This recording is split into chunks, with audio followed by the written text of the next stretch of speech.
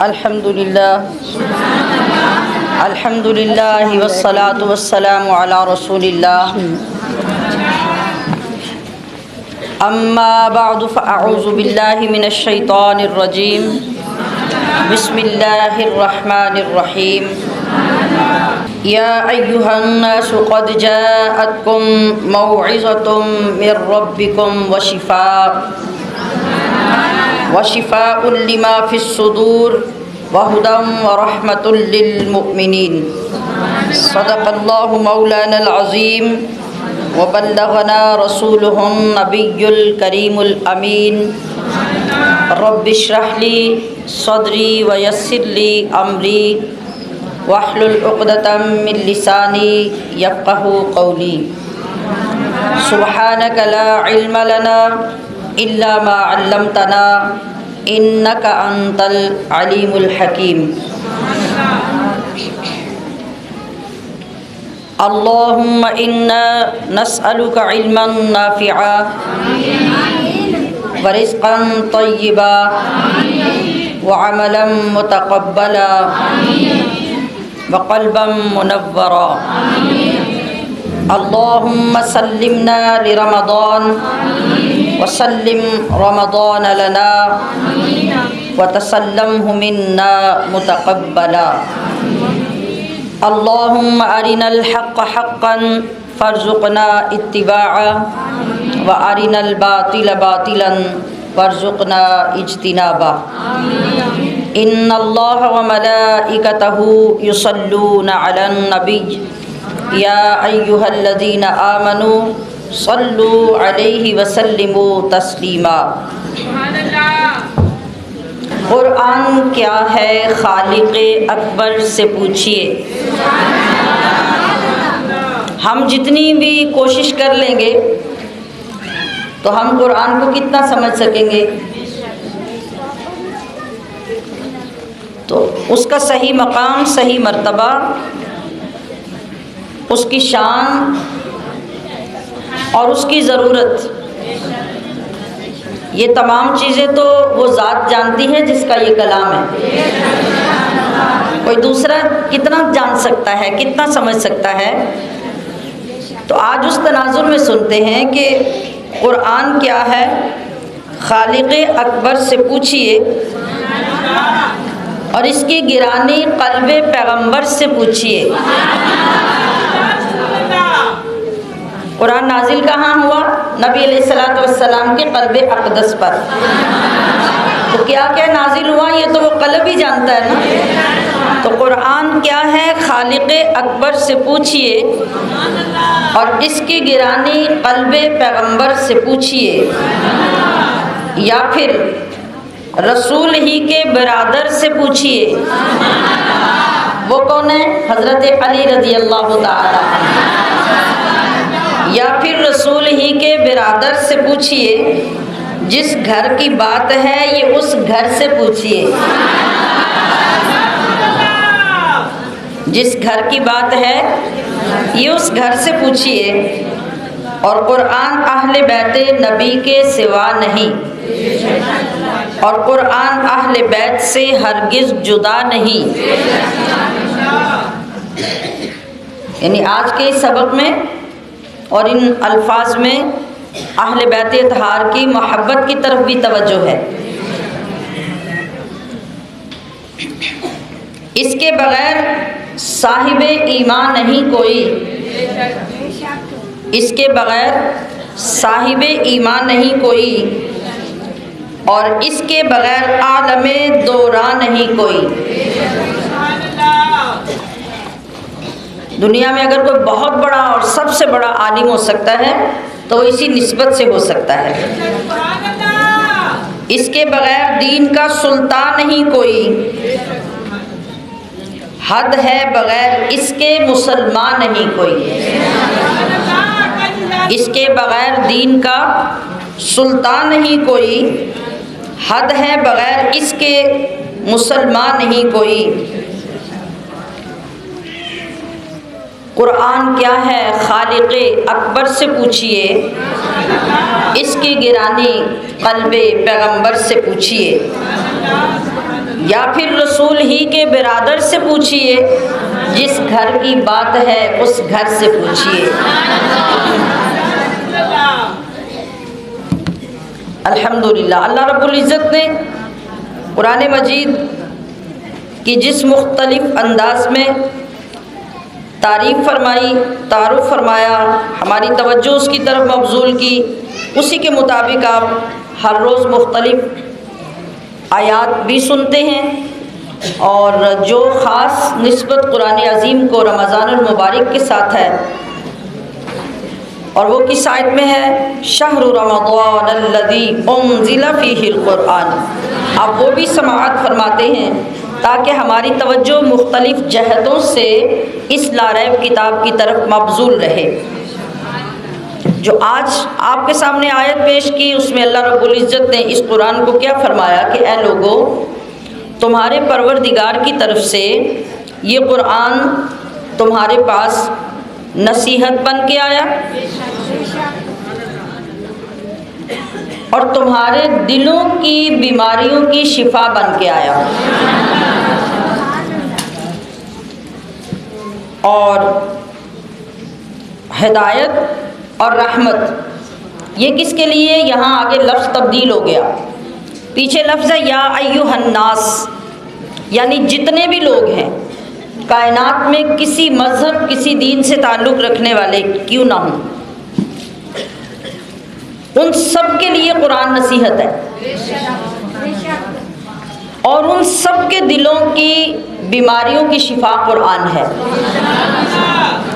مگر ہدایت اور رحمت یہ دو چیزیں اس قرآن سے کس کو ملتی ہیں؟ للمؤمنین۔ ہدایت اور رحمت مومنین کا حصہ ہے، اور یہ دو چیزیں مومن ہی حاصل کر سکتے ہیں۔ اسی لیے ہم ہر روز یہ کوشش بھی کرتے ہیں، توجہ بھی اس طرف کرتے ہیں کہ اس مقدس کتاب کے صدقے سے رب ذوالجلال ہمیں ہدایت اور رحمت عطا فرما دے، ہمارے دامن رحمت سے بھر جائیں، اور ہماری زندگیاں جو رہ گئی ہیں ان میں رب کریم ہمیں صحیح معنوں میں صراط مستقیم پہ چلنا نصیب فرما دے۔ تو آج کا سبق شروع کرتے ہیں اسی تصور اور اسی دعا کے ساتھ۔ اعوذ باللہ من الشیطان الرجیم، بسم اللہ الرحمن الرحیم۔ وَإِذَا بَدَّلْنَا آيَةً مَكَانَ آيَةٍ وَاللَّهُ أَعْلَمُ بِمَا يُنَزِّلُ قَالُوا إِنَّمَا أَنْتَ مُفْتَرٍ بَلْ أَكْثَرُهُمْ لَا يَعْلَمُونَ قُلْ نَزَّلَهُ رُوحُ الْقُدُسِ مِنْ رَبِّكَ بِالْحَقِّ لِيُثَبِّتَ الَّذِينَ آمَنُوا وَهُدًى وَبُشْرَى لِلْمُسْلِمِينَ وَلَقَدْ نَعْلَمُ أَنَّهُمْ يَقُولُونَ إِنَّمَا يُعَلِّمُهُ بَشَرٌ لِسَانُ الَّذِي يُلْحِدُونَ إِلَيْهِ أَعْجَمِيٌّ وَهَذَا لِسَانٌ عَرَبِيٌّ مُبِينٌ إِنَّ الَّذِينَ لَا يُؤْمِنُونَ بِآيَاتِ اللَّهِ لَا يَهْدِيهِمُ اللَّهُ وَلَهُمْ عَذَابٌ أَلِيمٌ إنما يفتري الكذب الذين لا يؤمنون بآيات الله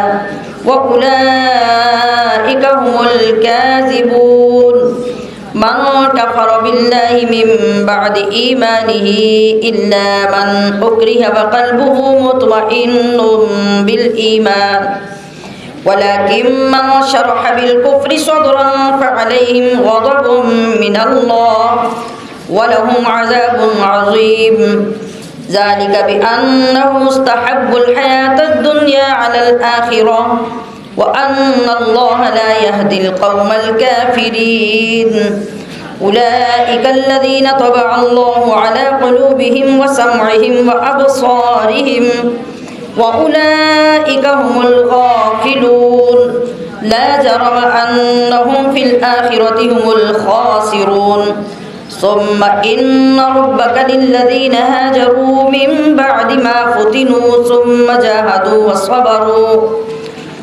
إن ربك من بعدها لغفور رحيم یوم تأتی کل نفس تجادل عن نفسها وتوفى كل نفس ما عملت وهم لا يظلمون وضرب الله مثلا قرية كانت آمنة مطمئنة يأتيها رزقها رغدا من كل مكان فكفرت بأنعم الله فأذاقها الله لباس الجوع والخوف بما كانوا يصنعون وَلَقَدْ جَاءَهُمْ رَسُولٌ مِّنْهُمْ فَكَذَّبُوهُ فَأَخَذَهُمُ الْعَذَابُ وَهُمْ ظَالِمُونَ فَكُلُوا مِمَّا رَزَقَكُمُ اللَّهُ حَلَالًا طَيِّبًا وَاشْكُرُوا نِعْمَةَ اللَّهِ إِن كُنتُمْ إِيَّاهُ تَعْبُدُونَ إنما حرم عليكم الميتة والدم ولحم الخنزير وما أهل لغير الله به فمن اضطر غير باغ ولا عاد فإن الله غفور رحيم ولا تقولوا لما تصف ألسنتكم الكذب هذا حلال وهذا حرام لتفتروا على الله الكذب إن الذين يفترون على الله الكذب لا يفلحون متاع قليل ولهم عذاب أليم وعلى الذين هادوا حرمنا ما قصصنا عليك من قبل وما ظلمناهم ولكن كانوا أنفسهم يظلمون ثم إن ربك للذين عملوا السوء بجهالة ثم تابوا من بعد ذلك وأصلحوا إن ربك من بعدها لغفور رحيم إن إبراهيم كان أمة قانتا لله حنيفا ولم يك من المشركين شاكرا لأنعمه اجتباه وهداه إلى صراط مستقيم وآتيناه في الدنيا حسنة وإنه في الآخرة لمن الصالحين ثم أوحينا إليك أن اتبع ملة إبراهيم حنيفا وما كان من المشركين إنما جعل السبت على الذين اختلفوا فيه وَإِنَّ رَبَّكَ لَيَحْكُمُ بَيْنَهُمْ يَوْمَ الْقِيَامَةِ فِيمَا كَانُوا فِيهِ يَخْتَلِفُونَ ادْعُ إِلَى سَبِيلِ رَبِّكَ بِالْحِكْمَةِ وَالْمَوْعِظَةِ الْحَسَنَةِ وَجَادِلْهُم بِالَّتِي هِيَ أَحْسَنُ إِنَّ رَبَّكَ هُوَ أَعْلَمُ بِمَنْ ضَلَّ عَنْ سَبِيلِهِ وَهُوَ أَعْلَمُ بِالْمُهْتَدِينَ وَإِنْ عَاقَبْتُمْ فَعَاقِبُوا بِمِثْلِ مَا عُوقِبْتُمْ بِهِ وَلَئِنْ صَبَرْتُمْ لَهُوَ خَيْرٌ لِلصَّابِرِينَ وَاصْبِرْ وَمَا صَبْرُكَ إِلَّا بِاللَّهِ وَلَا تَحْزَنْ عَلَيْهِمْ وَلَا تَكُ فِي ضَيْقٍ مِّمَّا يَمْكُرُونَ إِنَّ اللَّهَ مَعَ الَّذِينَ اتَّقَوْا وَالَّذِينَ هُمْ مُحْسِنُونَ صدق اللہ العظیم۔ جی اب دوسرے مرحلے میں ہم ترجمہ پڑھیں گے۔ وَإِذَا بَدَّلْنَا، اور جب ہم بدلتے ہیں، آیتاً ایک آیت کو، مکان آیہ دوسری آیت کی جگہ، واللہ اعلم اور اللہ خوب جانتا ہے، بما ينزل جو وہ اتارتا ہے، قالو تو کافر کہتے ہیں، انما انت بے شک تم تو مفتر خود گھڑ لیتے ہو، بل اکثرہم بلکہ ان میں اکثر لا یعلمون علم نہیں رکھتے۔ قل نزلہ آپ فرمائیے اسے نازل کیا ہے روح القدس روح القدس نے من ربک آپ کے رب کی طرف سے بالحق حق کے ساتھ لیثبت تاکہ ثابت قدم رکھے الذین آمنوا ایمان والوں کو وہدا اور ہدایت و بشری للمسلمین مسلمانوں کے لیے وَلَقَدْ نَعْلَمُ اور ہم خوب جانتے ہیں انہم یقولون کہ وہ کہتے ہیں انما یعلمہ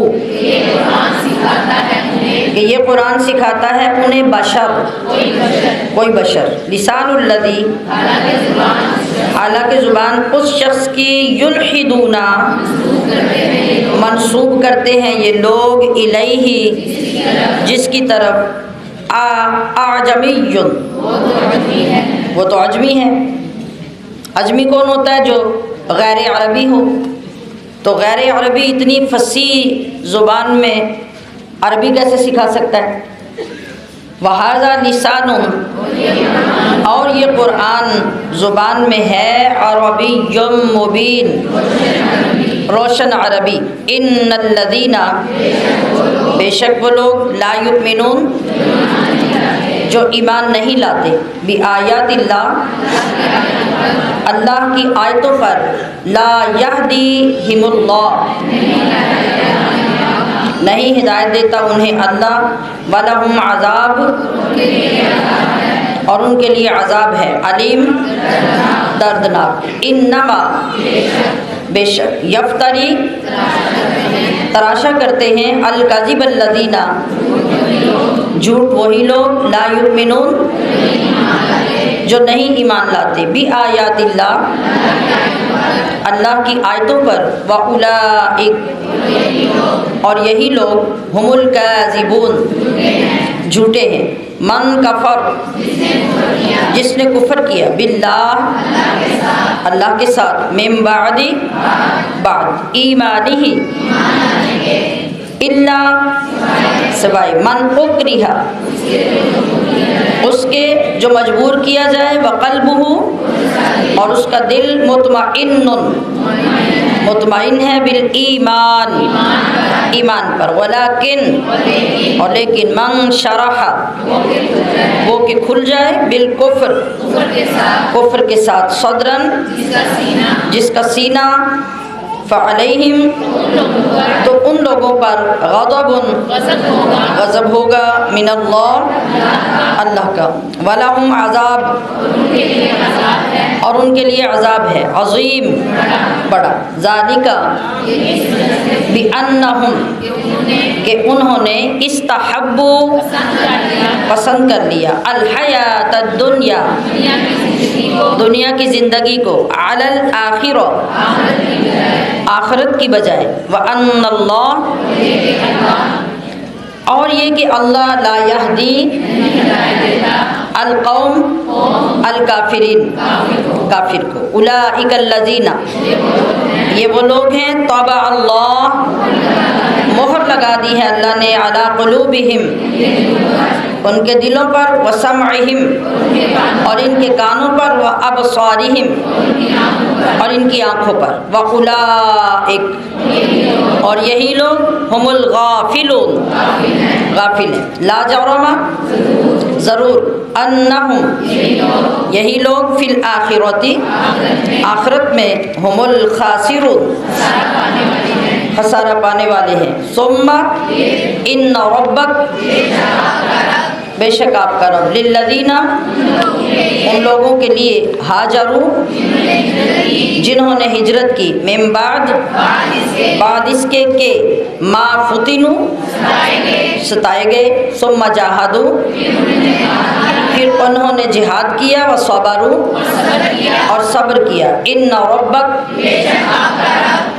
بے شک آپ کا رب من بعدها ان آزمائشوں کے بعد لغفور الرحیم ضرور غفور الرحیم ہے یوم تأتی یاد کرو جس دن آئے گی کل نفس ہر جان تجادل جھگڑتی ہوئی عن نفسها اپنے متعلق یعنی روح اور نفس دونوں آپس میں جھگڑ رہے ہوں گے. وتوفا اور پورا پورا دیا جائے گا کل نفس ہر جان کو ما عملت اس کا عمل وہم اور وہ لا یظلمون نہ ظلم کیے جائیں گے. وضرب اللہ اور بیان فرمائی اللہ نے مثال قریہ ایک بستی کی کانت آمینہ وہ تھی امن میں مطمئنہ اطمینان میں یاتیہا آتا تھا اس کے پاس رزقہا اس کا رزق رغدن من کل مکان ہر طرف سے فکفرت پس نہ شکری کی اس کے رہنے والوں نے بانعم اللہ کی نعمتوں کی فاذاقہا تو مزہ چکھایا اسے اللہ نے لباس کا الجوعی بھوک کے والخوف اور خوف کے بما کانو اس کے باعث کہ جو وہ تھے یصنعون کرتے وَلَقَدْ اور بے شک جاءہم آیا ان کے پاس رسول ایک رسول منہم انہی میں سے فَكَذَّبُوهُ تو انہوں نے اسے جھٹلایا فَأَخَذَهُمْ تو پکڑ لیا انہیں العذاب عذاب میں وَهُمْ ظالمون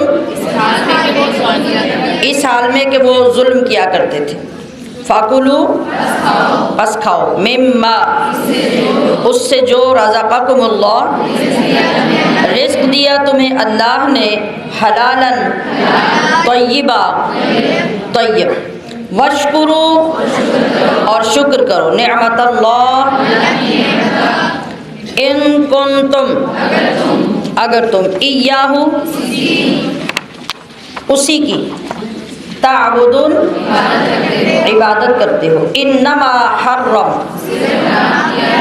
صرف حرام کیا ہے اس نے علیکم تم پر المیتہ مردار والدم اور خون واللحم اور گوشت الخنزیر خنزیر کا وما اہل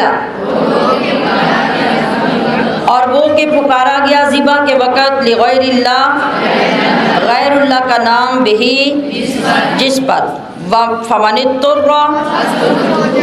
پس جو مجبور ہو جائے غیر باغن نہ خواہش سے کھا رہا ہو ولا عاد اور نہ حد سے بڑھ رہا ہو فإن اللہ تو بے شک اللہ غفور الرحیم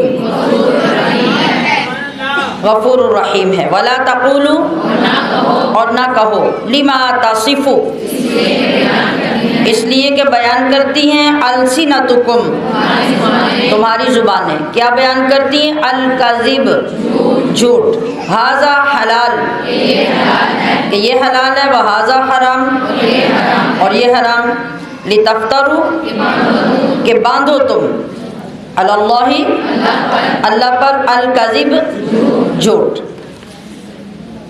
ان الذین بے شک وہ یفترون جو باندھتے ہیں علی اللہ اللہ پر الکذب جھوٹ لا یفلحون وہ کامیاب نہیں ہوتے. متاع فائدہ اٹھانا ہے قلیل تھوڑا سا. جہاں بھی متاع قلیل کی بات ہوتی ہے یہ دنیا کی بات ہوتی ہے کہ یہ دنیا جتنی بھی ہے یہ آخرت کے مقابلے میں تھوڑی سی ہے. اور جہاں جو کچھ بھی نعمتیں ہیں وہ ایسے ہی ہے جیسے کسی فنکشن میں کسی ایونٹ میں تھوڑا سا وقت جا کے آپ خوب کھا پی لیں خوب اچھی چیزیں استعمال کر لیں اور اس کے بعد پھر آپ کو اپنی حالت میں واپس ہی جانا ہوتا ہے. وَلَهُمْ عَذَابٌ اور ان کے لیے عذاب ہے علیم دردناک.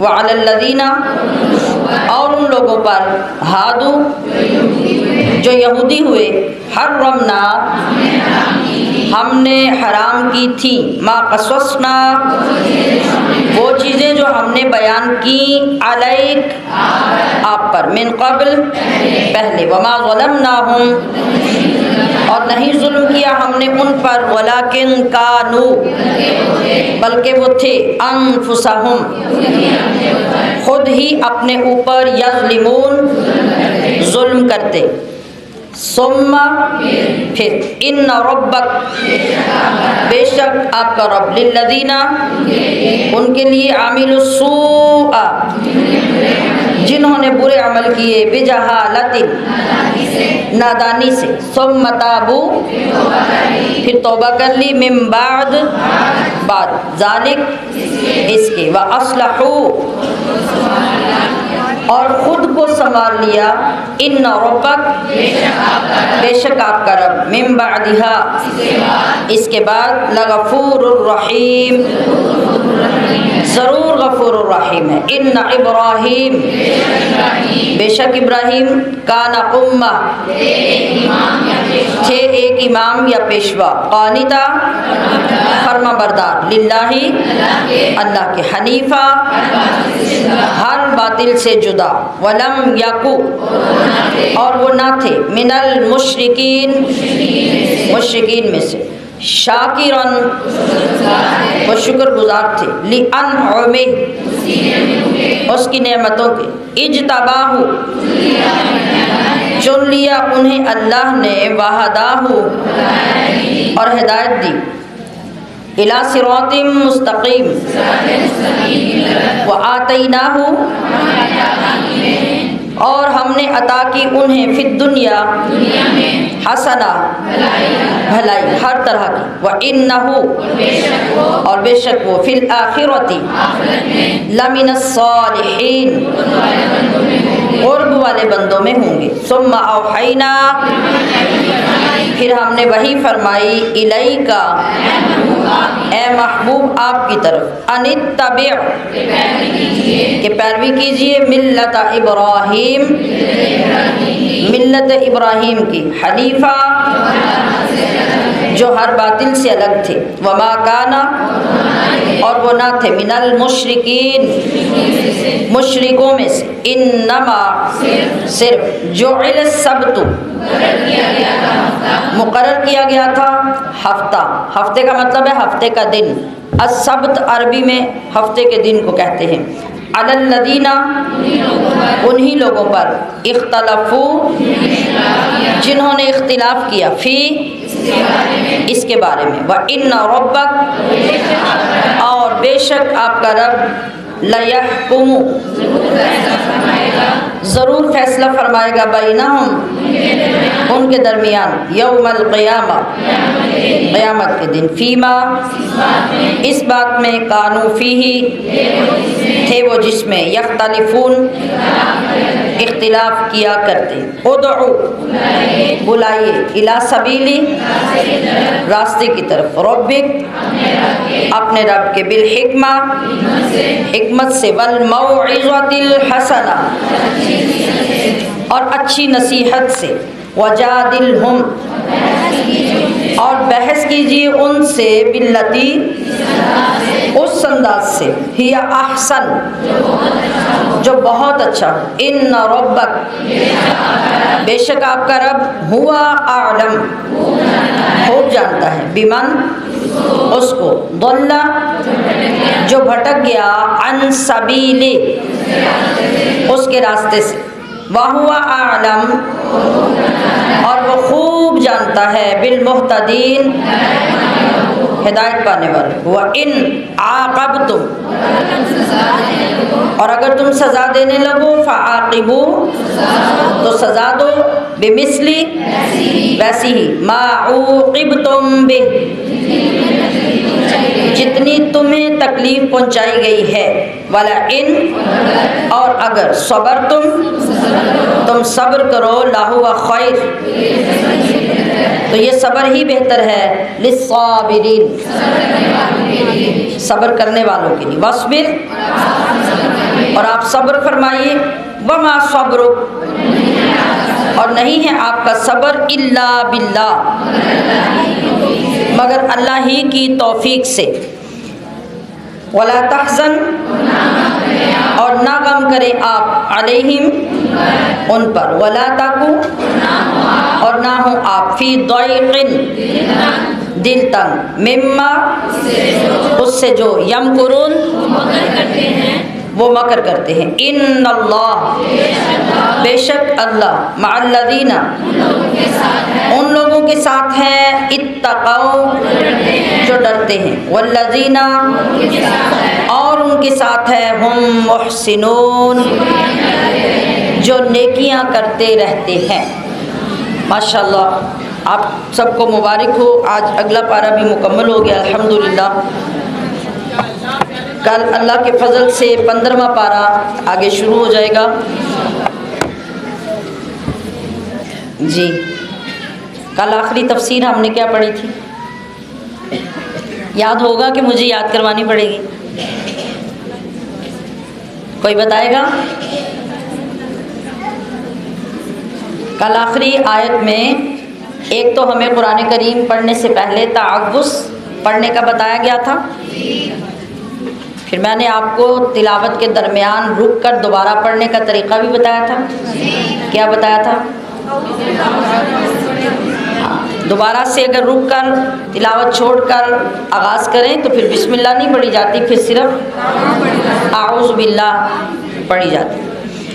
اور اس کے بعد یہ بتایا گیا کہ تعوذ کیوں پڑھنا ہے، کہ وہ لوگ جو اللہ کی ذات پر ایمان رکھتے ہیں اور توکل رکھتے ہیں تو شیطان کا قابو ان پر نہیں ہو سکتا۔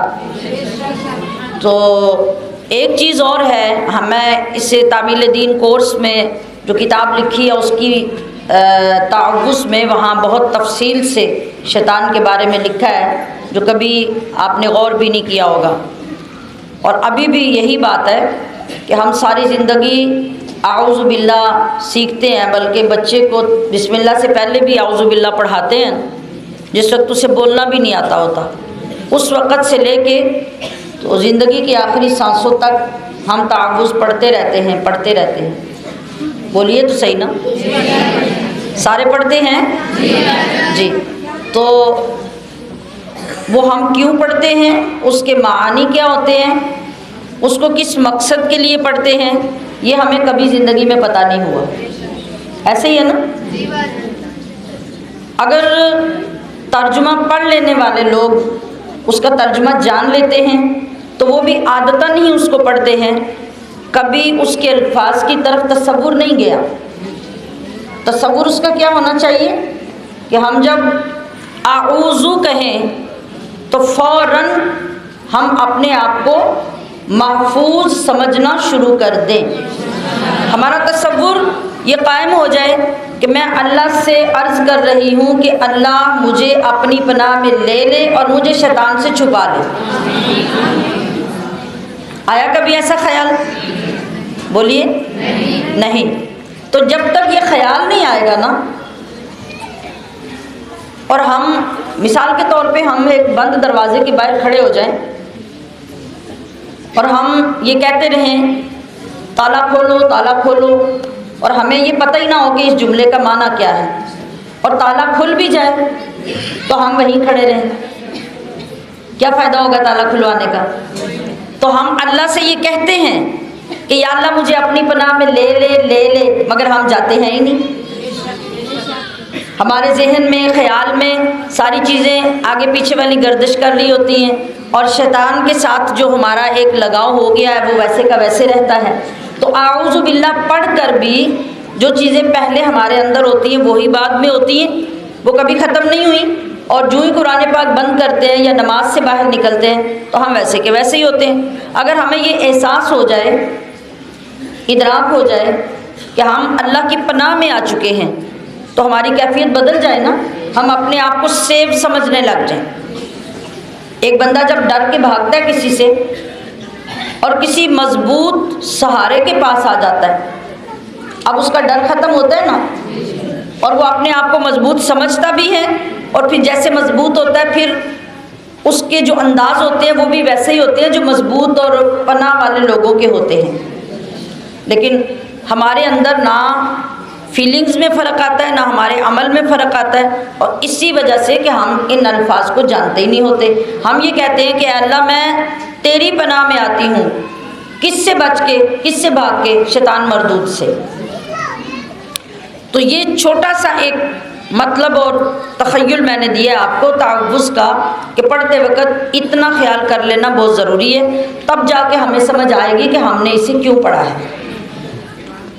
اگر دروازہ کھلوایا تو پھر اس میں داخل بھی ہو جائے نا، تب محفوظ ہوں گے، یا باہر کھڑے ہو کے شور مچاتے رہیں گے تو آپ محفوظ ہو جائیں گے؟ کبھی بھی نہیں ہو سکتے۔ تو یہاں پچھلے سبق میں ہم نے آخر پر یہ چیز پڑھی تھی۔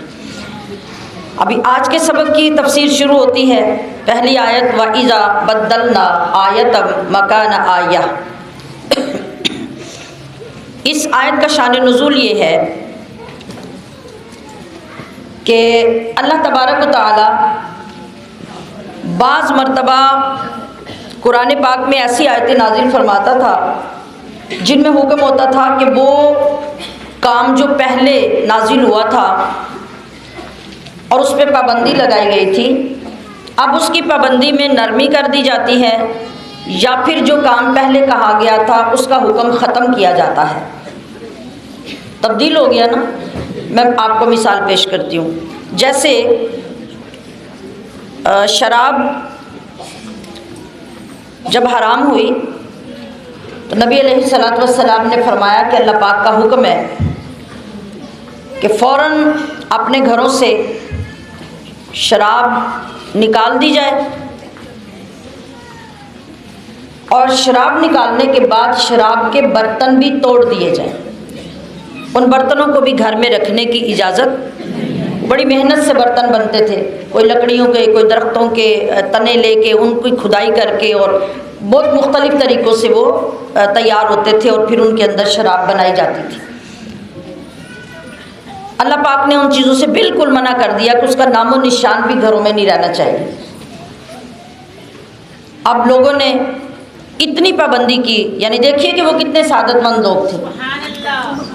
جب شراب کا حکم آیا تو لوگوں نے تو گھروں میں ظاہرہ لوگ خود بناتے بھی تھے اور بنا بنا کے رکھی بھی تھی، فوراً اس طرح نالیوں میں لوگوں نے اپنے گھروں سے شراب گرا کر گھروں کو خالی کیا کہ ایسے نالیوں میں شراب بہہ رہی تھی جیسے بارش کا پانی بہہ رہا ہو۔ یہ عمل کا جذبہ تھا ان لوگوں کے اندر۔ بہت سارے لوگ جو تھے جن کے اندر برتنوں میں شراب تھی، وہ ساری شراب گرا کے برتن توڑ دیے گئے، ان کو ضائع کر دیا گیا۔ تھوڑا ٹائم گزرا تو کچھ عرصے کے بعد جب لوگوں کو شراب چھوڑنے کی عادت پڑ گئی، پابند ہو گئے، اب اللہ پاک نے حکم دیا کہ شراب پینا منع ہے، لیکن اگر کسی کے گھر میں برتن شراب والے ہیں تو ان کو صاف پاک کر کے برتن استعمال کیے جا سکتے۔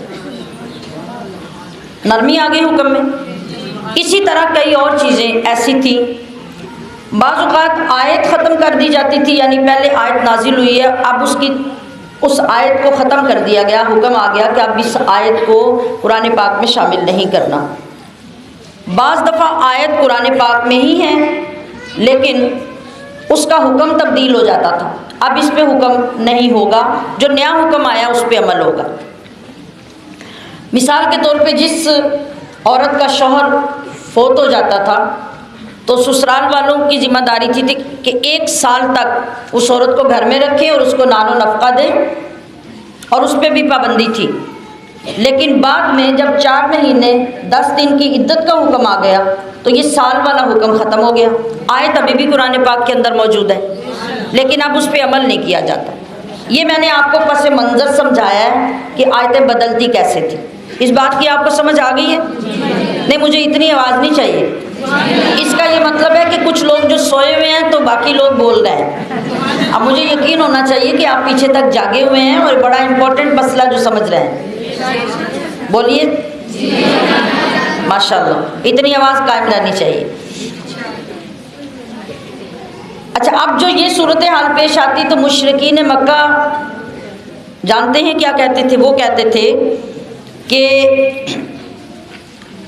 محمد صلی اللہ علیہ وسلم کبھی ایک حکم دیتے ہیں کبھی دوسرا دیتے ہیں، یعنی حکموں کو بدلتے رہتے ہیں، تو اس کا یہ مطلب ہے کہ جو ان کے دل میں آتا ہے وہ بات بنا لیتے ہیں، معاذ اللہ ثم معاذ اللہ۔ یہ الزام تھا ان کی طرف سے نبی کریم صلی اللہ علیہ وسلم پہ، کیونکہ وہ تو ایمان لائے نہیں تھے۔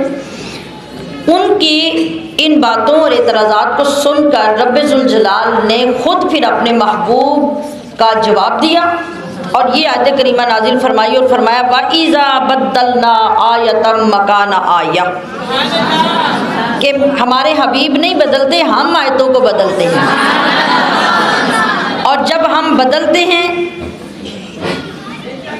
تو یہ تمہیں نہیں پتا، بلکہ واللہ اعلم بما ينزل، جو نازل کرنا ہے وہ اللہ جانتا ہے۔ یعنی یہ ایسے ہی ہے جیسے ایک ڈاکٹر ہے، وہ مریض کے لیے میڈیسن ایڈوائز کرتا ہے، نسخہ لکھ کے دے دیتا ہے، اگلی مرتبہ جب مریض آتا ہے تو ڈاکٹر وہاں سے کچھ چیزیں کاٹ کر دوبارہ نئی ٹیبلٹس، نئے کیپسول یا نئی میڈیسن لکھ دیتا ہے۔ اب کوئی مریض اٹھ کے ڈاکٹر سے یہ کہے کہ تمہیں تو پتہ ہی نہیں کسی بات کا، تم کبھی کچھ کرتے ہو کبھی کچھ کرتے ہو، کوئی کہتا ہے؟ کیوں نہیں کہتا؟ ڈاکٹر کی حکمت پر اور اس کے ایکسپیرینس پر مریض کو یقین ہوتا ہے اور وہ سمجھتا ہے کہ پہلے میری کیفیت اور تھی اب اور ہے، اس لیے ڈاکٹر نے مجھے دوائی تبدیل کر دی۔ کبھی بیماری زیادہ ہوتی ہے تو دوائی بدلی جاتی ہے، کبھی بیماری کم ہو جاتی ہے تو دوائی بدلی جاتی ہے، اور اگر سیم کنڈیشن رہے تو دوائی نہیں بدلی جاتی۔ یہ سیدھی سی بات ہے۔ لیکن جب انسان کفر کے گڑھے میں گر جاتا ہے نا تو اس کی عقل، اس کا دماغ کام کرنا چھوڑ دیتا ہے۔ اب اللہ رب العزت نے جواب دیا کہ ہمارے محبوب باتیں نہیں بناتے، آیتیں ہم بدلتے ہیں اور ہم نازل کرتے ہیں، اور یہ اللہ تعالیٰ کی حکمت پر منحصر ہے۔ کوئی نہ کوئی حکمت ہوتی ہے۔ آپ دیکھیں جیسے میں نے شراب کی مثال دی تو اللہ پاک نے اس طرح حکم کیوں دیا؟ یہاں سے آپ کو ساری باتوں کی سمجھ آ جانی چاہیے۔ یعنی پہلے فرمایا کہ برتن بھی توڑ دو، شراب گھروں سے گرا کے گھر خالی کر دو۔ اب اگر کچھ لوگ رہ گئے تھے یا کوئی پرانے برتن رہ گئے تھے گھروں میں جو ابھی فی الحال استعمال نہیں ہو رہے تھے، یا کسی نے بنا کے رکھے تھے، یا جیسا بھی صورتحال تھی، کچھ وقت کے بعد جا کر اجازت مل گئی۔ یہاں حکمت کیا تھی؟ حکمت یہ تھی کہ ایک بندہ جو سگریٹ پیتا ہوتا ہے نا، اور آپ اسے کہیں کہ سگریٹ چھوڑ دو، سختی سے منع کر دے، ڈاکٹر منع کر دے، گھر والے منع کر دیں، تو وہ منع ہونے کی کوشش کرے گا، مگر جیسے ہی اس کو کہیں سے سگریٹ کی اسمیل آئے گی وہ بے قابو ہو جائے گا، ہے کہ نہیں؟ سگریٹ کی ڈبی نظر آ گئی وہ بے قابو ہو جائے گا۔ تو کیا کیا جاتا ہے؟ حتی الامکان کوشش کی جاتی ہے کہ اس کو ایسے بندوں سے بھی بچایا جائے جب تک اس کی عادت پکی ہو جائے، اور سگریٹ بھی اس کے سامنے نہ کیے جائے، پوری نگرانی کی جائے۔ یہ حکمت وہاں کار فرما تھی۔ اللہ رب العزت نے یہ فرمایا کہ جب ان لوگوں کے گھر میں اس اسمیل والے برتن ہوں گے نا تو یہ جتنی مرتبہ ان کو شراب کی اسمیل آئے گی یہ چھوڑ نہیں پائیں گے، بار بار ان کا دل کرے گا کہ ہمیں شراب ملے اور ہم پئیں۔ لیکن وہ نیک اور پرہیزگار لوگ تھے، وہ جلد اس کے پابند ہو گئے اور چھوڑ دیا، اس لیے کہ اللہ کا حکم آ گیا کہ یہ حرام ہے۔ جب سب لوگ پابند ہو گئے، اللہ تبارک و تعالیٰ نے کچھ ٹائم کے بعد برتنوں کو ضائع کرنے سے منع کر دیا کہ وہ بہت قیمتی اور بہت محنت سے برتن بنتے تھے، تو اللہ پاک نے فرمایا کہ اب تم لوگ برتنوں کو استعمال کر سکتے۔ ایک سادہ سی بات ہے، اس حکمت کی آسانی سے سمجھ آ سکتی ہے، مگر جب انسان کے اندر عقل ہو۔ بار بار آپ پڑھ رہے ہیں نا کہ نصیحت اور انعام اور جو اللہ تبارک و تعالیٰ نے سبق اور عبرت رکھی ہے وہ کون لوگ حاصل کرتے ہیں؟ عقل والے۔ تو کافر کی عقل ختم ہو جاتی ہے۔ اب اسی طریقے سے مختلف احکامات مختلف اوقات میں شروع میں آئے، پھر وہ بدل دیے گئے، پھر ان کی جگہ پہ نیا حکم آ گیا۔ کبھی آیت کو پڑھنے سے روک دیا گیا، کبھی حکم پہ عمل کرنے سے روک دیا گیا، اور آیت ابھی بھی قرآن پاک کے اندر موجود ہے۔ تو تو یہ سارا الزام نبی کریم صلی اللہ علیہ وسلم پر لگاتے تھے، لیکن اللہ اتنا غیرت مند ہے اور اللہ اپنے محبوب کا اتنا خیال رکھتا ہے کہ یہ نوبت ہی نہیں آنے دیتا کہ محبوب خود جواب دے، وہ فوراً خود قرآن نازل کر کے جواب دے۔ اب ان کو جواب دینے کے بعد اللہ نے فرمایا قل، اے حبیب آپ بتائیے ان لوگوں کو کہ نزلہ روح القدس من ربک بالحق، کہ یہ قرآن میں نہیں گھڑتا، میں نہیں بناتا، بلکہ اس کو جبریل تمہارے رب کی طرف سے لے کر آتے ہیں، اور یہ سچا اور حق پر مبنی کلام ہے۔ کیوں آتا ہے؟ لِيُثَبِّتَ الَّذِينَ آمَنُوا وَهُدًى وَبُشْرَى لِلْمُسْلِمِينَ، اس لیے کہ اس قرآن کے ذریعے وہ رب ایمان والوں کو ثابت قدم رکھے اور مسلمانوں کے لیے ہدایت اور خوشخبریاں نازل فرمائے۔ اب اللہ نے فرمایا کہ بے شک ہم جانتے ہیں کہ یہ کافر لوگ کہتے ہیں انما یعلمہ بشر، کہ محمد کو صلی اللہ علیہ وسلم فلاں فلاں بندہ ہے جو یہ سارے مضمون سکھاتا ہے اور یہ اس سے سیکھ کر آتے ہیں۔ اللہ تبارک و تعالیٰ اس الزام کی بھی وضاحت فرما رہا ہے کہ جس بندے کا نام یہ لے رہے ہیں نا کہ کون بندہ ہے جو نبی علیہ الصلوۃ والسلام کو یہ سکھاتا ہے، تو اللہ نے فرمایا کہ اعجمی، وہ تو عربی ہے ہی نہیں، تو جو عربی نہیں ہے، ہم عربی نہیں ہیں، ہم اجمی لوگ ہیں، کتنی عربی بول لیتے ہیں، سیدھا قرآن شریف بھی نہیں پڑھنا آتا، عربی عبارت کسی کتاب میں آ جائے وہ پڑھنی نہیں آتی، تو کوئی اجمی بندہ، اور وہ کوئی زمانہ ایسا نہیں تھا کہ کوئی اسلامک یونیورسٹیز قائم تھی کہ اس غلام نے وہاں سے ڈگری کی ہوگی اور پھر وہ نبی علیہ السلام کو سکھاتا ہوگا، وہ تو بالکل جاہل لوگ تھے اور وہ غلام تھا، غلام آزاد بندہ بھی نہیں تھا، تو غلام کو کون پڑھنے دیتا ہے؟ اس سے تو جانوروں کی طرح کام لیا جاتا ہے۔ تو یہ جس کا نام لیتے تھے نا وہ بندہ غلام تھا، اجمی تھا، اور کہتے تھے کہ وہ نبی علیہ الصلوۃ والسلام کو یہ قرآن بنا کے دیتا ہے اور سکھاتا ہے، تو یہ آ کے ہمارے ساتھ اس طرح کی باتیں کرتے ہیں۔ تو ان لوگوں کے رد میں اللہ پاک نے یہ فرمایا کہ وہ اپنی بات میں خود اتنے جھوٹے ہیں اور اتنے بیوقوف ہیں کہ اگر نسبت کرنی ہی تھی تو کسی فصیح و بلیغ عربی بولنے والے کی طرف نسبت کرتے تو لوگ توجہ بھی دیتے، نسبت کی تو ایک غلام کی طرف کی، اور غلام بھی وہ جو عربی ہے ہی نہیں، تو پھر وہ عربی کیسے سکھائے گا؟ اب ان کی اپنی بے وقوفی نے قرآن کریم کو ایک بڑا معجزہ بنا دیا، اور وہ معجزہ پتہ کیسے بنا کہ جب تھوڑا سا وقت اور گزرا نا تو جس غلام کا یہ نام لیتے تھے کہ یہ حضور کو سکھاتا ہے اور آپ آ کے لوگوں کو بتاتے ہیں، تو وہ بندہ آیا غلام اور آ کے نبی علیہ السلام کا کلمہ پڑھ کے آپ کے اطاعت گزاروں میں شامل ہو گیا۔ اب قیامت تک کے لیے رب ذوالجلال نے انہی لوگوں سے یہ ثابت کروا دیا کہ قرآن کتنا بڑا معجزہ ہے۔ تو وہ لوگ جو اللہ کی آیتوں پہ ایمان نہیں لاتے، اللہ ان کو کبھی ہدایت نہیں دیتا بلکہ ان کے لیے دردناک عذاب ہے۔ اللہ، تو جو لوگ اللہ تعالیٰ پر جھوٹ گھڑتے ہیں، اللہ تعالیٰ پر جھوٹ گھڑنا کیا ہے؟ یہ کہ نبی علیہ السلام خود قرآن بنا کے لے آتے ہیں، تو اللہ کے کلام پر یہ بہتان لگایا جا رہا ہے حالانکہ وہ اللہ کا کلام ہے۔ تو ایسی باتیں اور اس طرح کی افترا بازیاں یہ کون کر سکتا ہے؟ یہ بے ایمان کر سکتا ہے، اس کے سوا کوئی نہیں کر سکتا، یہ قرآن کہہ رہا ہے۔ تو اس سے کیا پتہ چلا؟ ذرا آپ آئیے اپنے عمل کی طرف، اس آیت سے ہمارے لیے کیا عمل نکلتا ہے؟ اس سے یہ پتہ چلا کہ جھوٹ بولنا کبیرہ گناہوں میں بھی بدترین گناہ ہے، اور قرآن کریم میں اس کا واضح الفاظ میں ذکر کیا گیا ہے کہ لعنت اللہ علی الکاذبین، کہ جھوٹوں پر اللہ کی لعنت ہے۔ اب جھوٹ صرف وہ نہیں ہوتا جس کا دین سے تعلق ہو یا اللہ اور اس کے رسول سے تعلق ہو، ہر جھوٹ جھوٹ ہے، اور جھوٹ کی مذمت اور ممانعت اس قدر ہے کہ اللہ کے حبیب صلی اللہ علیہ وسلم نے فرمایا کہ مومن غیبت کر سکتا ہے، مومن زنا کر سکتا ہے، مومن بدکاری کر سکتا ہے، لیکن مومن جھوٹ نہیں بول سکتا۔ مطلب کیا ہے کہ ایمان اور جھوٹ ایک برتن میں جمع نہیں ہو سکتے۔ اگر ہم یہاں ایک لمحے کے لیے اپنا جائزہ لیں تو ہماری تو صبح بھی جھوٹ سے شروع ہوتی ہے اور رات بھی جھوٹ پہ جا کے ختم ہوتی ہے۔ یہ میں پیچھے سب کو میں بھی عرض کر چکی ہوں کہ کوئی کروڑوں کا جھوٹ جھوٹ نہیں ہوتا،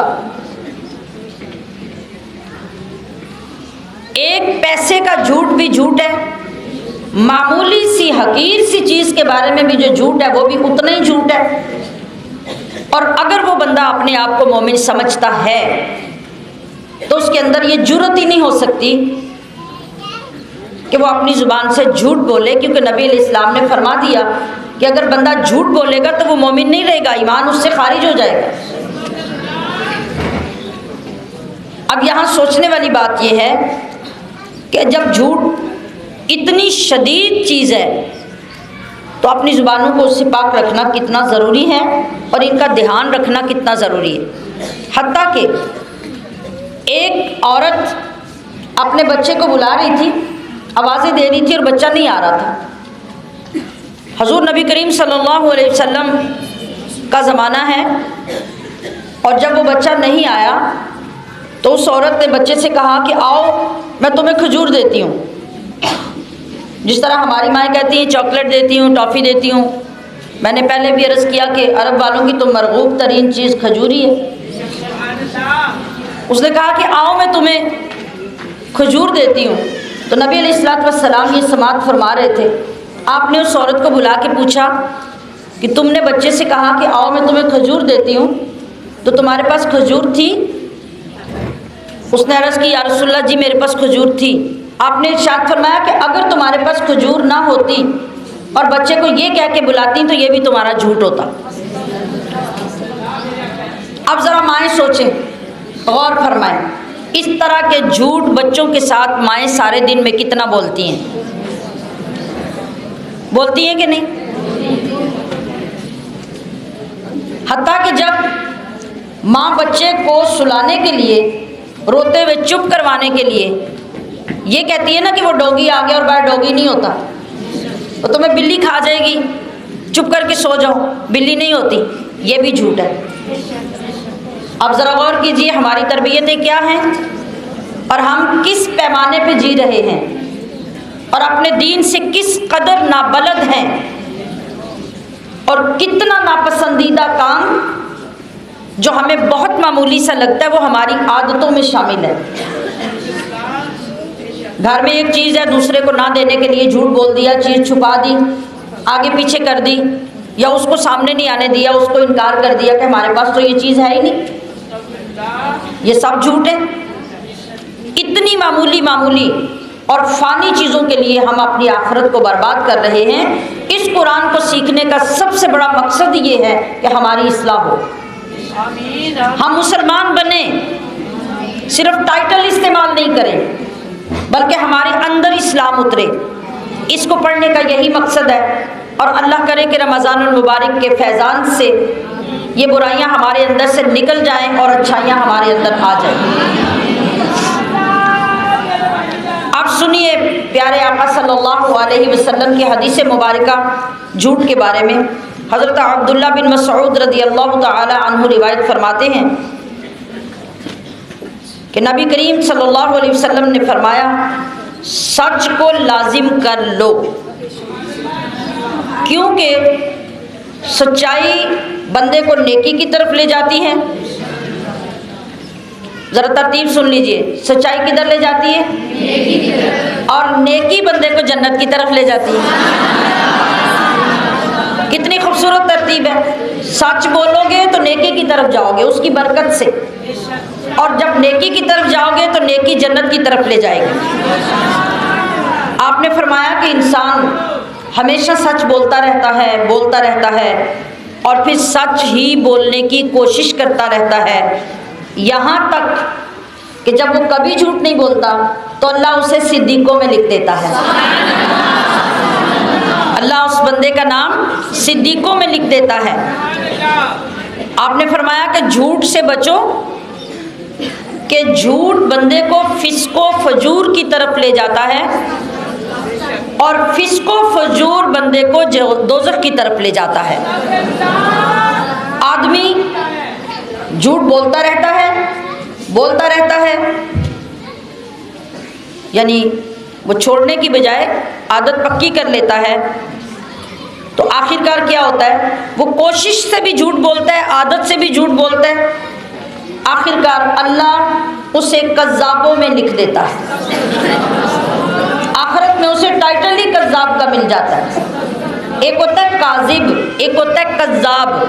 کاذب ہوتا ہے نارمل جھوٹا، اور کذاب ہوتا ہے انتہا کا جھوٹا. تو اللہ اسے کس میں لکھتا ہے؟ کذابوں میں. انتہا کا جھوٹا اللہ کے ہاں لکھ دیا جاتا ہے، اس کی پہچان، اس کا نام یہی پڑ جاتا ہے. غور فرمائیے کس قدر نحوست اور کس قدر عذاب ہے اس ایک عادت کا. تو کیا ہی اچھا ہو کہ آج کی اس گفتگو کے بعد ہم یہی توبہ کر کے اپنی زندگی کے جھوٹ ادھر ہی چھوڑ جائیں، اور آج کے بعد کے لیے یہ عہد کر لیں کہ یا اللہ جتنا بے علمی کی وجہ سے کر لیا اور جتنی بری عادتیں بن گئی ان سب کو اس آیت پاک کے صدقے سے ہمیں چھڑا دے انشاءاللہ.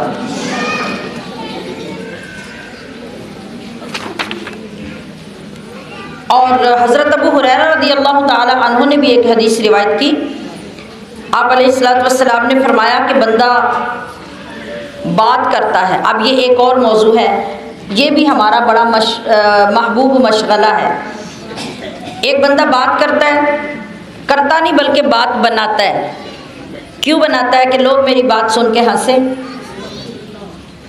اس کو کیا کہتے ہیں؟ لطیفہ. اسی لیے بولا جاتا ہے نا.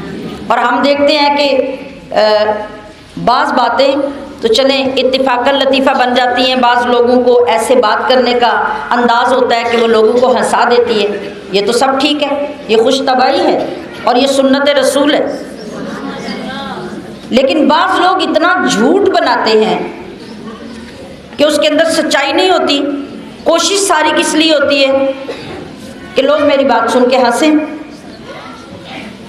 اور اس کا یہ کام اس کو دوزخ کی اتنی گہرائی میں گرائے گا کہ جتنا فاصلہ آسمان اور زمین کے درمیان ہے، دوزخ کے دھانے سے اتنا پستی اور نچائی میں اس کو گرایا جائے گا.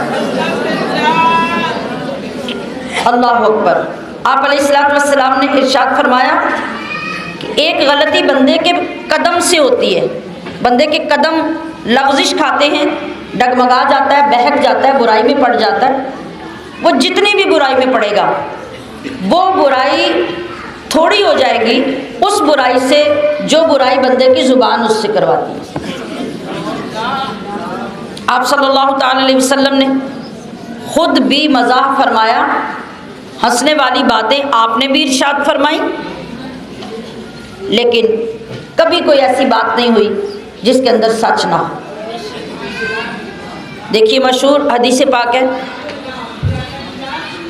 ایک عورت، بوڑھی عورت آئی نبی علیہ السلام کی بارگاہ میں اور آ کے عرض کرنے لگی، اے اللہ کے حبیب میرے لیے دعا کرے اللہ مجھے جنت عطا کرے. تو آپ نے ارشاد فرمایا کہ اے بوڑھی عورت، جنت میں تو کوئی بوڑھی ہونی نہیں، تو کیسے جنت میں جا سکتی ہے؟ وہ رونے لگی کہ میں تو گئی کہ میرے لیے تو جنت میں گنجائش ہی کوئی نہیں، میں اتنی بوڑھی ہوں تو مجھے کہاں اللہ بھیجے گا. جب وہ رونے لگی تو میرے نبی مسکرائے، فرمایا اللہ کی بندی، جب لوگ جنت میں جائیں گے تو وہاں سارے جوان ہوں گے، وہاں کوئی بوڑھا نہیں ہوگا. پھر ایک آدمی آیا، اس نے کہا یا رسول اللہ میرے پاس جہاد میں جانے کے لیے سواری نہیں ہے، آپ مجھے اونٹ عطا فرما دیں. آپ اس کی طرف دیکھ کے مسکرائے. آپ نے فرمایا میرے پاس تو کوئی اونٹ نہیں ہے, میں تو اونٹ کا بچہ ہی دے سکتا ہوں. تو اس نے کہا کہ یا رسول اللہ بچے کو میں کیا کروں گا, میں نے تو جہاد کرنا ہے, جنگ لڑنی ہے, تو مجھے تو اونٹ چاہیے. تو آپ نے اس کی طرف دیکھا, فرمایا کہ ہر اونٹ کا ہی بچہ نہیں ہوتا. اب یہ خوش طبعی کی باتیں, ان کے اندر صداقت ہے, جھوٹ نہیں ہے. لیکن ہم نے یہ سمجھ لیا کہ جتنا جھوٹ اکٹھا کریں گے اتنا لوگ زیادہ ہنسیں گے. ہنسانے کے لیے تو آپ کے پاس سچی باتیں بھی ہو سکتی ہیں, آپ کا انداز مزاحیہ ہو سکتا ہے, اچھی گفتگو خوش طبعی والی کر کے آپ لوگوں کا دل خوش کر سکتے ہیں. اور وہ اتنا بڑا صدقہ ہے, یعنی صرف لوگوں کو خوش رکھنا اور ان کو مسکراہٹ دینا, یہ آپ کی بہت بڑی نیکی سے بھی بہت بڑی نیکی ہے. تو یہ چیزیں ہیں جو ہمارے دین کی تعلیم ہے. قرآن کو صرف پڑھنا, رٹا لگانا, حفظ کرنا یا لگے بندے طریقے سے ترجمہ پڑھ کے بند کر دینا, یہ کوئی چیز ہمیں فائدہ نہیں دیتی جب تک ہمیں اس سے عمل کی دولت نہیں ملتی. تو اللہ نے ارشاد فرمایا من کفر باللہ من بعد ایمانہ الا من اکرہ وقلبہ مطمئن بالایمان. جس بندے نے ایمان لانے کے بعد اللہ کی آیتوں کا اس انداز میں, اس حالت میں کفر کیا کہ وہ مجبور کر دیا گیا. مثال کے طور پہ کسی نے گن اس کی گردن پہ رکھی, سر پہ رکھی, اور کہا کہ میں کافر ہوں, ورنہ میں ابھی تمہاری گردن اڑا دوں گا, ابھی تمہارے دماغ میں گولی مار دوں گا. جب بندے کو یقین ہو جائے کہ اب مجھے یہ چھوڑے گا نہیں, اس صورت میں اللہ نے اجازت دی کہ اگر اب کوئی بھی چانس نہیں, نہ بھاگنے کا, نہ بچنے کا, نہ کوئی اور بچانے والا, اور بندہ اپنے دل کا جائزہ لے کہ اس کا انگ انگ ایمان پر پختہ ہے, صرف وہ اپنی جان بچانے کے لیے فرضی طور پر اس کا کہنے والا جملہ دہرا دیتا ہے اور اندر سے ایمان پہ پکا ہوتا ہے, اور بعد میں بچ جانے کے بعد وہ دوبارہ اپنے ایمان کو دہرا لیتا ہے, تجدید کر لیتا ہے, تو اللہ پاک نے فرمایا کہ یہ بندہ کافر نہیں ہے اور نہ اس پر اسے گناہ ہوگا. لیکن دوسری طرف یہ بھی فرمایا کہ اگر وہ اس حالت میں بھی اپنے آپ کو قتل ہونے کے لیے پیش کر دے تو اس سے شہید کا مرتبہ ملے گا. ایک صحابی کے ساتھ ایسا ہوا تو آپ نے اس کو سید الشہداء کہا کہ اگر اتنی استقامت ہے کہ ایمان پر جان دینے کے لیے تیار ہیں تو جان دے دیں, لیکن زبان سے کلمہ کفر نہ نکالیں. لیکن اگر جان بچانا ضروری ہے اور آپ اس وقت میں کہ جب خود ایمان پہ پختہ ہیں, مضبوط ہیں, اور زبان سے کہہ دیتے ہیں, تو اللہ پاک اس وقت آپ کو اس کی اجازت دیتا ہے. لیکن جو بندہ ہو ہی کافر اور زبان سے اوپر سے کلمہ پڑھے, ایسے لوگوں کے لیے عذاب علیم اللہ پاک نے تیار فرما رکھا ہے. یہ کن لوگوں کے لیے؟ یہ ان لوگوں کے لیے جن کو دنیا کی زندگی آخرت کے مقابلے میں پیاری ہے, تو ان کے لیے دردناک عذاب ہے. کیونکہ کافر جو ہوتا ہے, کافر کو اللہ تبارک و تعالی ہدایت دیتا ہی نہیں ہے. اور وہ لوگ جن کے دلوں پر, جن کے کانوں پر اور جن کی آنکھوں پر اللہ تبارک و تعالیٰ نے مہر لگا دی ہے, یہ کون لوگ ہیں؟ یہ وہ ہیں جو غافل ہیں اور یقیناً اس دنیا میں بھی اور آخرت میں بھی خسارے نقصان کے سوا ان کے حصے میں کچھ نہیں ہے. اس کے بعد اللہ فرما رہا ہے کہ پھر وہ لوگ جو ستائے گئے اللہ کی راہ میں اور انہوں نے اس کے بعد ہجرت کی, جہاد کیا اور ان ساری باتوں پہ صبر کیا,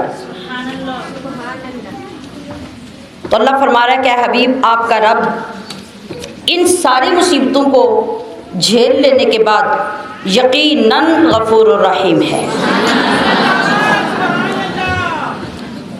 تو جس دن ہر جان آئے گی اپنے ساتھ جھگڑا کرتے ہوئے, اور ہر بندے کو اس کے عمل کے مطابق جزا دی جائے گی, ایسی صورت میں ان پہ قطعاً ظلم نہیں ہوگا, بلکہ ظلم تو انہوں نے خود اپنے اوپر کیا ہوگا. اس کا کیا مطلب ہے؟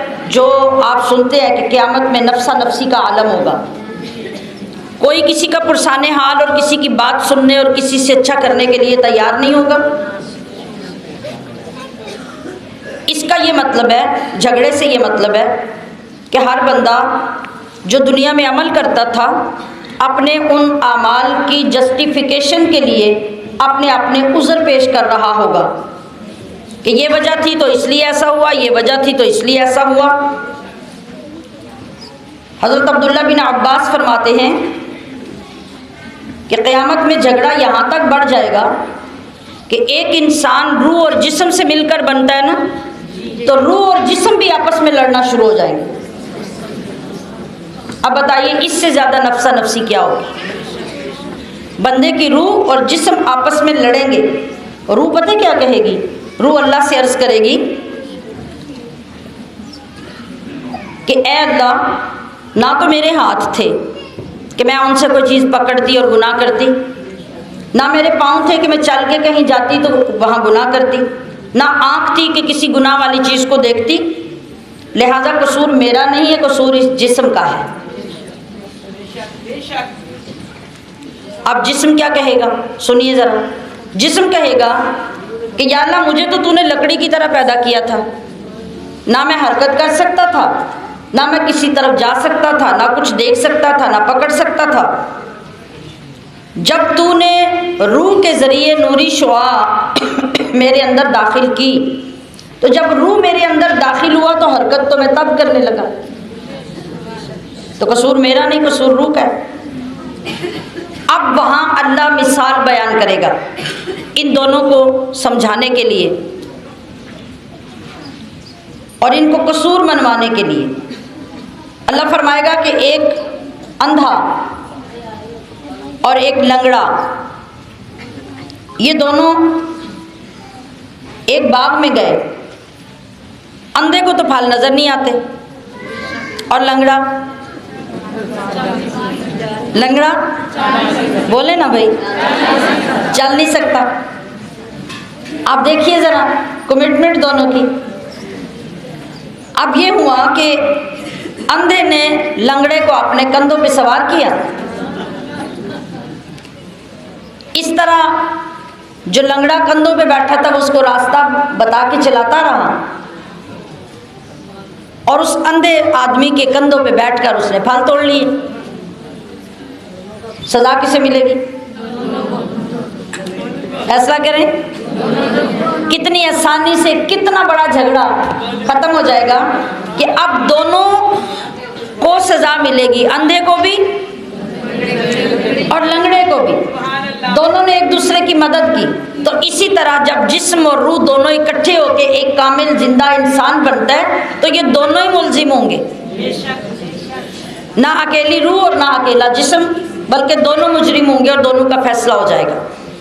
پھر اللہ پاک نے ایک بستی کی مثال بیان کی جس کے پاس کثرت سے اس کا رزق آتا ہر طرف سے، پھر اس نے انکار کیا، اللہ کی نعمتوں کا شکر کرنے کی بجائے ناشکری کی، تو اللہ نے اس کو بھوک اور خوف کا لباس پہنا دیا۔ لباس کا مطلب کہ ہر طرف وہ چھا گئی، بھوک اور خوف، اور کنگال ہو گئی۔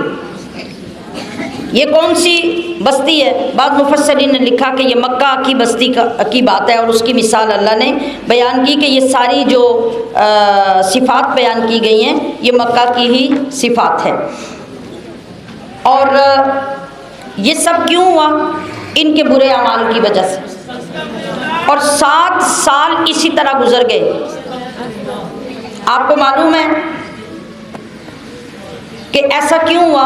جب یہ لوگ کسی طرح ہدایت کی طرف نہیں آتے تھے، اللہ کے نبی نے دعائے ضرر پڑھی، اللہ کی بارگاہ میں پیش کی، اور اس کی وجہ سے 7 سال تک سخت قسم کا قحط آیا۔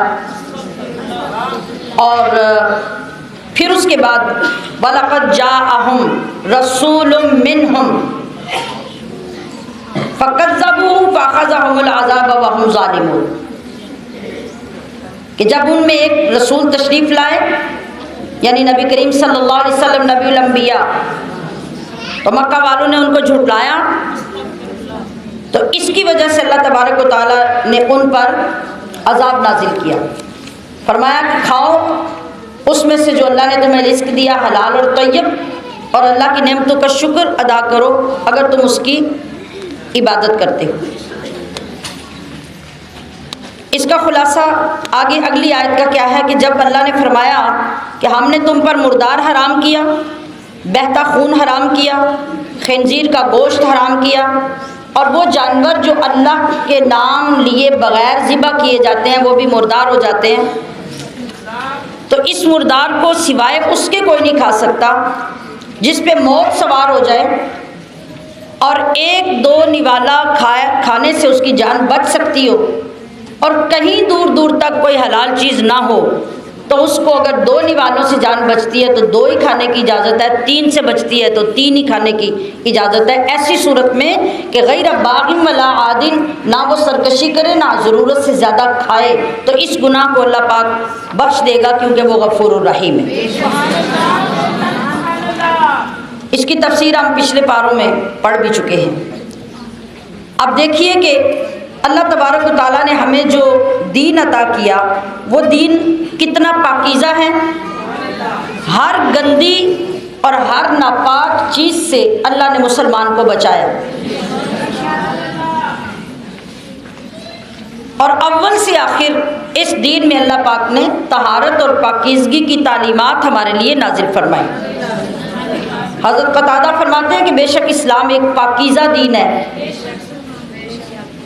اور اے انسان اللہ نے اس دین میں تیرے لیے وسعت رکھی ہے، بہت کشادگی، بہت وسعت ہے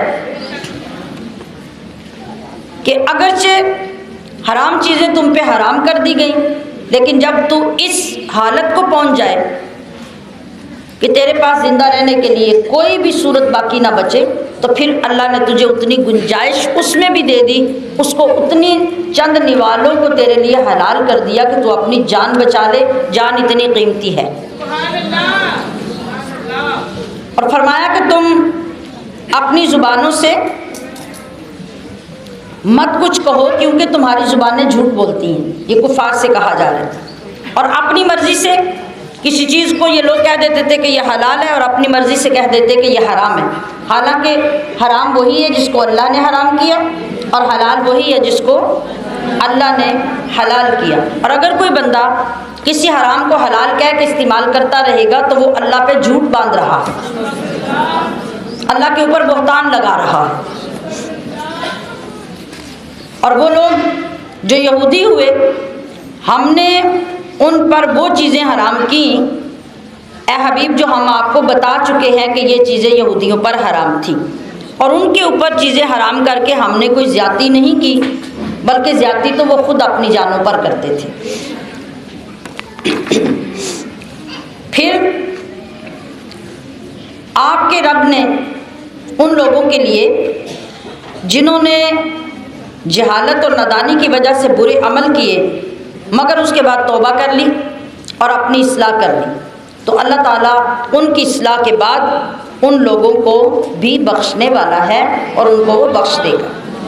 یعنی جو کافر اسلام لے آئے، اسلام میں داخل ہو گئے، گناہ چھوڑ دیے اور توبہ کر لی، تو اللہ تعالیٰ نے اسلام کے اندر اتنی خاصیت اور اتنی شان رکھی ہے کہ اگر کافر کے گناہ آسمان تک بھی پہنچ جائیں اور ساتوں سمندروں کا پانی ایک کافر کو پاک کرنے کے لیے استعمال کر لیا جائے تو کافر پاک نہیں ہو سکتا، لیکن جس وقت وہ اپنی ندامت شرمندگی کے ساتھ اپنے دل سے ایک مرتبہ کہہ دیتا ہے نا، اشہد ان لا الہ الا اللہ و اشہد ان محمد رسول اللہ، تو اللہ فرماتا ہے کہ وہ جو ساتوں سمندر اس کی نجاست کو پاک نہیں کر سکتے تھے، یہ کلمہ اس کو پاک کر کے مسلمان بھی بناتا ہے، اور آسمانوں جتنے اگر اس کے گناہ ہوں گے تو رب وہ گناہ بھی بخش دیتا ہے۔ سبحان اللہ۔ اور بے شک ابراہیم ایک امام تھے، جو فرما بردار تھے اور تمام باطلوں سے جدا تھے، وہ قطعاً مشرک نہیں تھے۔ یہ بات کیوں کہی گئی ہے؟ یعنی کافر لوگ جو ہیں وہ، یہ کافر نہیں، یہودی لوگ یہ کہتے تھے کہ ہم ابراہیم علیہ السلام کی اولاد ہیں، تو ہم وہی کرتے ہیں جو ابراہیم کرتے تھے۔ اور مسلمانوں کے نبی یہ کہتے ہیں کہ میں ابراہیم کے دین پر ہوں، لیکن یہ جو تعلیم دیتے ہیں یہ اپنی تعلیم دیتے ہیں، ابراہیم کی تعلیم نہیں دیتے، اس لیے یہ سچے نبی نہیں ہیں۔ یہ الزام لگاتے تھے نبی علیہ السلام پر۔ اب یہاں دیکھیے کہ اس آیت میں، یہ پوری آیت جو آگے چل رہی ہے، یہاں پہ اللہ تبارک و تعالیٰ نے دونوں آیتوں میں حضرت ابراہیم کی 9 صفتیں بیان فرمائی۔ سنیے، پہلے یہ کہ حضرت ابراہیم کی تمام خصلتیں بہت اعلیٰ اور بہت شاندار تھی، وہ اللہ کی پسندیدہ تھی۔ دوسری صفت آپ میں یہ تھی کہ آپ اللہ کے فرما بردار تھے۔ تیسری یہ کہ وہ اسلام پر قائم تھے۔ چوتھی یہ کہ وہ مشرک نہیں تھے۔ کفار اپنے آپ کو دین ابراہیمی پہ سمجھتے تھے نا، تو یہاں کافروں کا وہ نظریہ رد کیا گیا کہ تم تو مشرک ہو، اور ابراہیم تو مشرک تھے نہیں۔ پانچویں صفت کہ وہ اللہ کے احسانات کا شکر ادا کرنے والے تھے۔ چھٹی یہ کہ اللہ نے انہیں اپنا خلیل بنایا تھا۔ ساتویں یہ کہ اللہ نے انہیں سیدھی راہ کی ہدایت دی تھی اور وہ سیدھی راہ پر ہی چلتے تھے۔ آٹھویں یہ کہ اللہ پاک نے انہیں دنیا میں بھی بھلائی دی تھی، یعنی بے شمار مال دیا، اولاد دی، تعریف دی، اور کائنات میں ان کو مقبول بنایا۔ اور 9ویں صفت آپ میں یہ تھی کہ آخرت میں آپ اللہ کے انتہائی مقرب لوگوں میں ہوں گے۔ اللہ فرماتا ہے کہ پھر ہم نے ان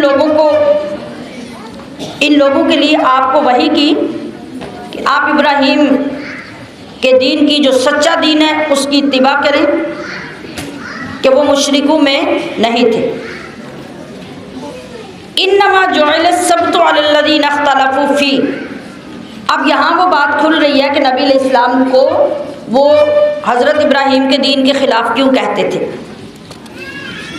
یہودیوں کے لیے اللہ نے مسلمانوں کے جمعے کی طرح مقدس دن ہفتے کا رکھا تھا۔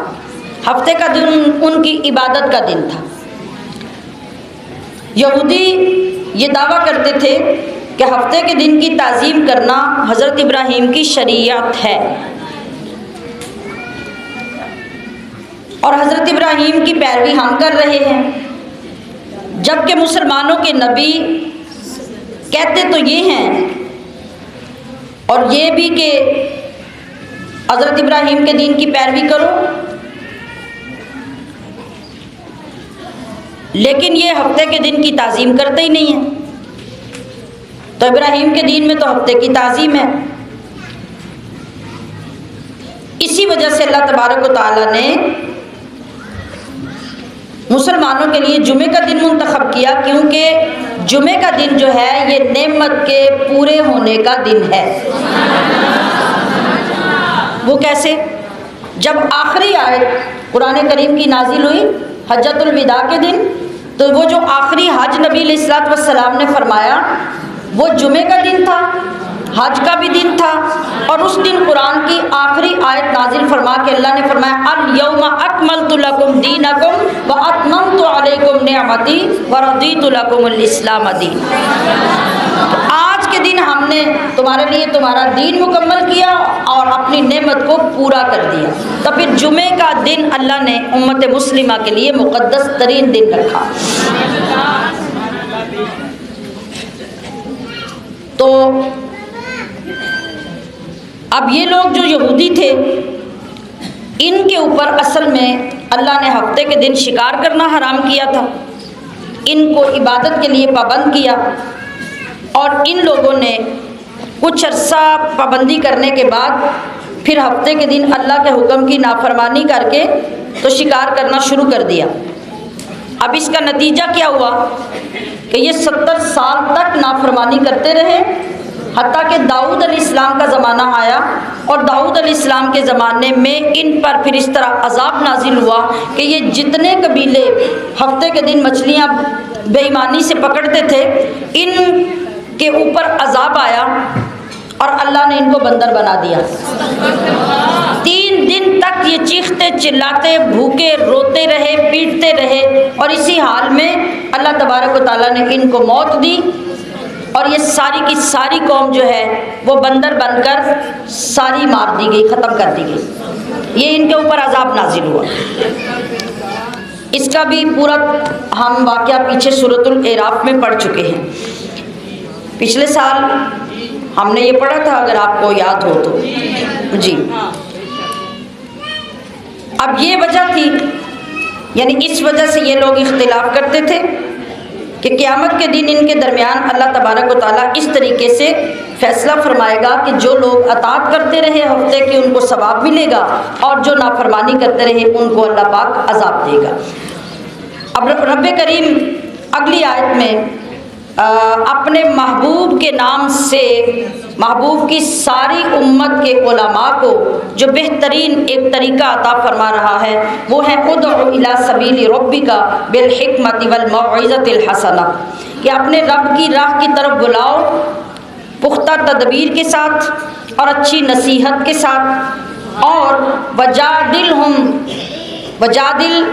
باللتی ہی احسن، اور جب کسی کو تبلیغ کرو، دین کی طرف بلاؤ، اس کو ترغیب دینے لگو، تو اس کے ساتھ جو بحث اور گفتگو کرو وہ بھی احسن طریقے سے کرو، نہ کسی کو تانا دو، نہ اس کو اپنے سے کمتر سمجھو کہ اس کو اپنی بے عزتی فیل ہونے لگے اور آپ اپنے آپ کو بڑا سمجھنے لگیں، اس لیے کہ تمہارا رب اس کو خوب جانتا ہے،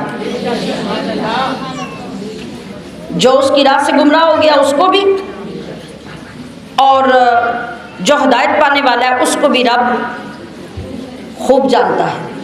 اب یہاں ہمیں چونکہ نبی علیہ السلام کا وارث بنایا گیا علماء کو، تو جو حکم اللہ کے نبی کو ہوگا وہی اللہ کے نبی کے ورثاء کے لیے ہوگا، جنہوں نے قیامت تک اس دین کی تبلیغ کرنی ہے۔ اسلام کی دعوت دینے کا، یعنی اگر کوئی کافر ہے، بد مذہب ہے، اس کو سیدھی راہ پہ لانے کے لیے آپ تبلیغ کرتے ہیں تو کیا کریں؟ سب سے پہلے حکمت اختیار کریں، حکمت کے ساتھ، مضبوط دلیل کے ساتھ۔ اگر اس کو کسی بات میں شبہ ہے، کنفیوژن ہے، تو آپ ایسی دلیل پیش کریں کہ اس کی کنفیوژن دور ہو جائے، اس کا دل مطمئن ہو جائے اور آپ کی بات کو مان کر وہ سیدھی راہ پہ آ جائے۔ اس لیے کہا جاتا ہے کہ ہر بحث ہر بندے کا کام نہیں ہوتا۔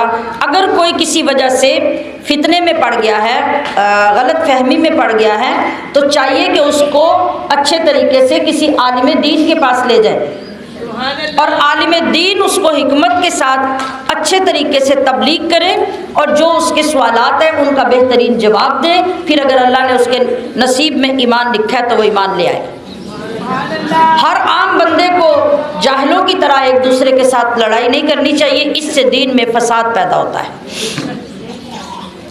دوسری بات کہ اگر آپ کسی کو دین کی تبلیغ کرنا چاہتے ہیں تو اس کو اچھی نصیحت کے ساتھ اس طرف مائل کریں، ترغیب دیں، عذاب سے ڈرائیں، جنت کی خوشخبری دیں، اجر کا ثواب بیان کریں۔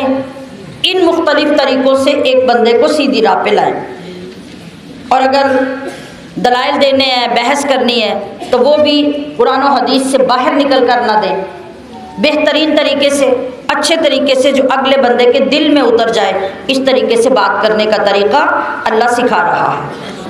تو اب یہ پتہ چلا کہ امر بالمعروف اور نہی عن المنکر، یعنی نیکی کا حکم دینا اور برائی سے روکنا، اس کے چند مسائل بھی ہمارے سامنے آ گئے۔ امر بالمعروف یہ ہوتا ہے کہ ایک بندہ آپ کے سامنے نماز نہیں پڑھتا، آپ اسے اچھے طریقے سے نماز کا حکم دیں۔ نہی عن المنکر کا مطلب ہے کہ ایک بندہ کھلے عام گناہ کبیرہ کرتا ہے اور لوگوں کے اندر گمراہی پھیلا رہا ہے، تو آپ اسے اچھے طریقے سے برائی سے روکیں۔ یہ آپ مسلمان ہیں تو آپ کی ذمہ داری ہے۔ اگر کسی کو گناہ کرتے دیکھیں تو بڑی نرمی سے اس کو منع کریں۔ پہلا طریقہ یہی ہے کہ نرمی سے اس کو سمجھاتے رہیں جب تک کہ آپ کی بات اس پہ اثر نہ ہو جائے۔ ہاں، اگر وہ اس حال پہ پہنچ جائے کہ اس کی وجہ سے معاشرہ گمراہ ہو رہا ہو تو پھر ایک دوسری بات ہوتی ہے۔ اس وقت بھی ایک عالم دین کا کام ہے کہ اس کو وہ اس راہ سے بچا کر سیدھی راہ کی طرف لائے اور اپنے انداز سے جو اللہ نے سکھایا ہے اس بندے کو تبلیغ کرے۔ امر بالمعروف کرنے والا بندہ یعنی جو عالم دین ہے اس کو یہ باتیں پہلے یاد رکھنی چاہیے کہ کسی کو نیکی کا حکم دینے کے لیے جس چیز کا حکم دینا ہے اس کے پاس علم ہونا چاہیے۔ علم کے بغیر وہ اس منصب پہ مت بیٹھے، لوگوں کے سامنے اسٹیج پہ بیٹھ کے لوگوں کو بیوقوف مت بنائے۔ اس کے پاس علم ہونا چاہیے جس کی روشنی میں وہ بات کرے۔ دوسرا یہ کہ جب وہ لوگوں کو نیکی کا حکم دے تو اس کا مقصد یہ نہیں ہونا چاہیے کہ لوگ مجھے بڑا عالم یا بڑا نیک سمجھے، بلکہ اس کے پیش نظر اللہ کی رضا اور اللہ کی خوشنودی ہونی چاہیے، اور اسلام کی سربلندی کی نیت کے ساتھ وہ دین کی خدمت کے لیے تبلیغ کرنے نکلے اور لوگوں کو نیکی کا حکم دے۔ اور تیسری بات کہ جب وہ کسی کو حکم دے تو ہمیشہ نرمی سے، شفقت سے اور اپنے آپ کو عاجز سمجھ کر اس طرح حکم دے، اللہ سے دعا کرے کہ یا اللہ میری زبان اور میری بات میں تاثیر پیدا کر۔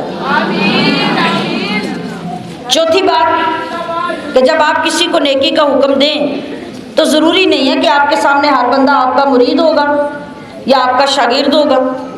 کوئی بندہ بدتمیز بھی ہو سکتا ہے، کوئی بندہ سرکش بھی ہو سکتا ہے۔ تو جو عالم ہے نا، عالم کے اندر بردباری اور برداشت کا ہونا بڑا ضروری ہے۔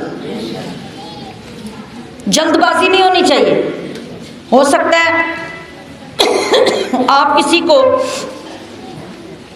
نیکی کا حکم دیں تو وہ آگے سے کہ چل چل اپنا کام کر، بڑا آیا عالم بنا، اس سے بھی بدتمیزی سے بول سکتا ہے۔ اور آپ یہ سمجھے کہ میں تو بڑا عالم ہوں تو میری تو بڑی بےزتی ہوگی، آئندہ تو میں نے بات ہی نہیں کرنی۔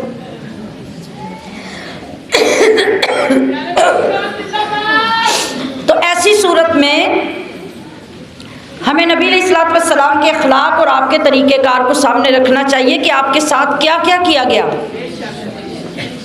اور آپ کوئی چھوٹے موٹے علاقے کے عالم تھے؟ آپ تو سارے نبیوں کے بھی نبی تھے، کائنات کے سردار تھے، اور آپ کے ساتھ کیا کیا کیا گیا۔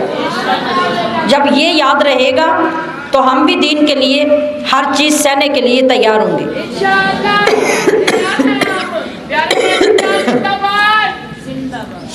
اور اس کے بعد یہ کہ آپ جو کام دوسروں کو کہنا چاہتے ہیں پہلے خود کو اس کام کا پابند کر لیں۔ آپ دیکھیں گے کہ اس صورت میں اللہ پاک آپ کی کہی ہوئی بات میں اثر پیدا کر دے گا۔ اور اگر آپ خود بے عمل ہیں یا واز کرنے کے لیے تو بڑے نیک بن کے بیٹھ جاتے ہیں، اور کوئی آپ کو شادی بیاہ پہ عید پہ جا کے دیکھے تو آپ ان سے بھی بری حالت میں ہوتے ہیں، تو پھر کون سیکھے گا دین آپ سے؟ پھر کوئی نہیں سیکھے گا۔ یہ ضروری ہے۔